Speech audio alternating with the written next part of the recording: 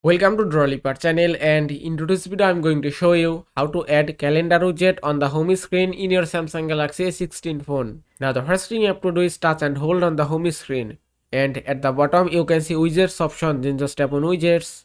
After that scroll down and look for calendar option. That's it. Then just tap here. And here it is. Here you can see 4 kinds of calendar widget, and you can add any calendar widget on the home screen as you like. If you want to add this calendar widget on the home screen, just touch and hold it and drag it to the home screen. And that's it. You can see calendar widget has been added successfully on the home screen. Now if you touch and hold it, then go to settings option.